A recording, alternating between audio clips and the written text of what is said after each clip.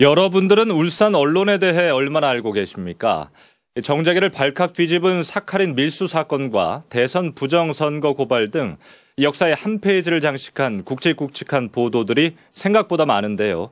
그 중심에 있었던 한종호 전 경향신문 기자를 윤경재 기자가 만나봤습니다. 국민의 선물을 받으시오. 그리고 반성들 하세요.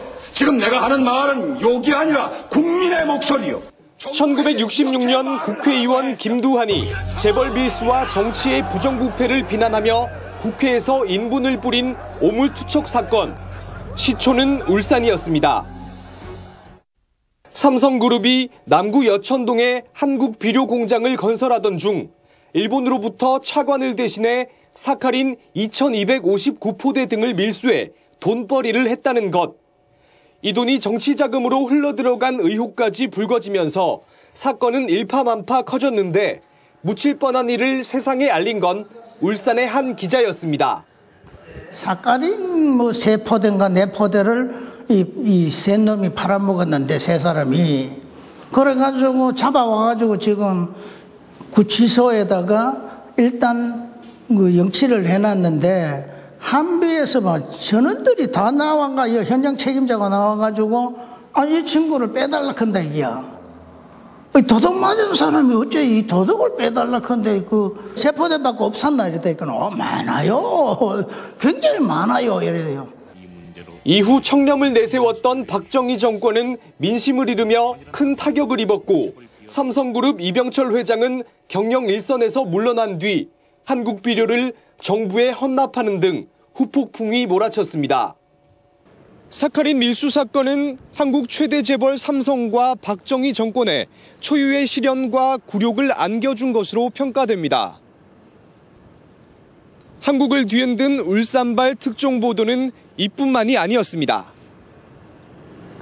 제7대 대통령 선거가 치러진 1971년 4월 27일 밤새 개표 현장을 확인한 한 기자는 TV에서 개표 결과가 다르게 나오자 원본을 입수해 부정선거를 단독 보도했습니다.